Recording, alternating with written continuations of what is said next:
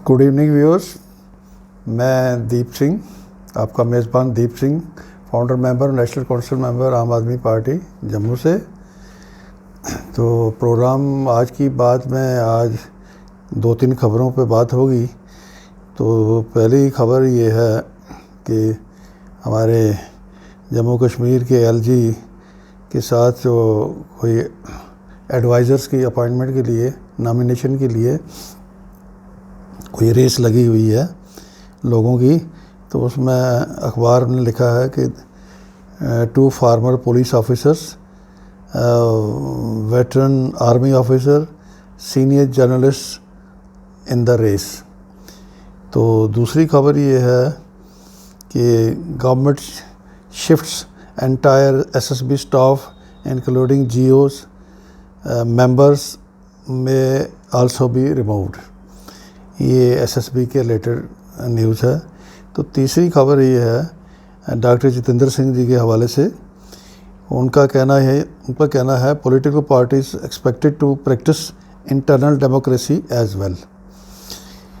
तो आज की ये 3 खबरें हैं। तो पहली खबर पे जब बात करेंगे तो ये सवाल पैदा होता है कि क्या हमारे प्रधानमंत्री मोदी जी और या एलजी मनोज सिन्हा साहब के साथ कोई ऐसी स्पेस बनती है कि कोई आदमी उनके साथ कंफर्टेबली परफॉर्म कर सकता है?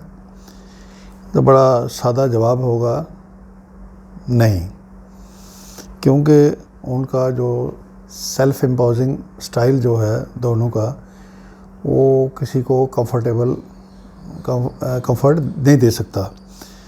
तो जहाँ तक ये जो फार्मर पुलिस ऑफिसर्स की बात है, वेटरन आर्मी ऑफिसर या जर्नलिस्ट की बात है, तो उसमें हमें ये कहने में कोई गुरेज नहीं है। को पुराना गाना है, चंद्रमुखी हो या पारो, कोई फ़र्क नहीं है यारो। कोई भी हो, कोई फ़र्क नहीं है, क्योंकि वहाँ मकसद तो कोई हासिल होना नहीं है। तो एक फॉर्मेलिटी है, जिससे मर्ज़ी चला लो।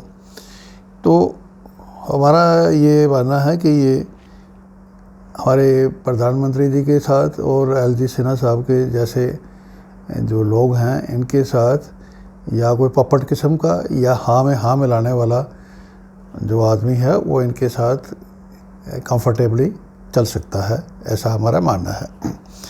इसी तरह दूसरी खबर है एसएसबी स्टाफ की शिफ्टिंग के बारे में। तो ये जो कंप्लीट शिफ्टिंग की खबर जो छपी है, ये क्या दिखाती है कि जो बीजेपी स्पॉन्सर्ड जो एलजी रजीम यहाँ चल रही है, ये इसका इनकॉम्पिटेंट चेहरा दिखाती है। और इसकी इनकॉम्पिटेंस की वजह से आज हमारा यूथ बुरी तरह से ग्रस्त हो चुका है, बड़ा मायूस हो चुका है।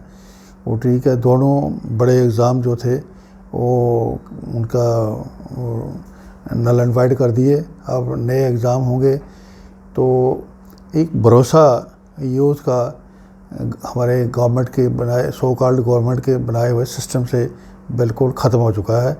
ये अपने आप में बड़ी फ़िक्र वाली बात है। तो अब ये है हमारा हम ये कहेंगे, इस सिचुएशन में हम उम्मीद करते हैं कि 2024 में हमारा यूथ एक फ़ैसला कौन दौर में अपने आप में तैयार करके इस लोकसभा में आने वाली लोकसभा इलेक्शन में भाजपा को अपनी बैक टू पवेलियन रिटर्न करेगा और नया अरेंजमेंट बनाने में बिल्कुल एक्टिव होकर सामने आएगा। तीसरी खबर ये है कि जो डॉक्टर जितेंद्र सिंह जी का, वो कहते हैं पॉलिटिकल पार्टीज़ को इंटरनल डेमोक्रेसी की प्रैक्टिस करनी चाहिए। तो ये अपने आप में बड़ी हैरानी की बात है कि बीजेपी के लीडर दूसरों को उपदेश दे रहे हैं।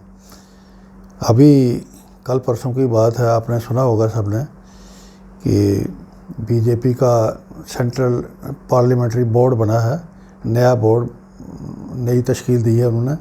उसमें जो बड़े सीनियर लीडर नितिन गडकरी जी, शिवराज सिंह चौहान जी और योगी आदित्यनाथ यूपी के चीफ मिनिस्टर, ये तीनों बड़े कद के लीडर थे। इनको वहाँ से बाहर कर दिया गया पार्लियामेंट्री बोर्ड से। तो मसला तो भाजपा का अंदरूनी है, जो मर्जी करें, लेकिन एक तरफ ये खुद इस तरह की प्रैक्टिस में लगे हुए हैं और दूसरी तरफ डॉक्टर जितेंद्र सिंह जैसे भाजपाई जो नेता हैं वो दूसरी पार्टियों को उपदेश दे रहे हैं इंटरनल डेमोक्रेसी का। ये इंटरनल डेमोक्रेसी का नमूना खुद का उन्होंने दिखाया। हमारा मानना है काश ये भाजपा अपने नकली राष्ट्रवाद से बाहर निकल के एक अभियान चलाती, देश के लोगों को इंडिपेंडेंस का मतलब सिखाती, उनकी ड्यूटीज़ के बारे में अवेयर करती, लेकिन ऐसा कभी हुआ नहीं।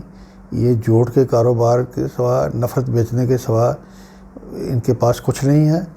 तो ये सबको सोच के सबको एक फ़ैसला करना होगा कि इन ताकतों से जल्दी निजात हासिल करना ही भारत के हक़ में होगा। बहुत बहुत शुक्रिया।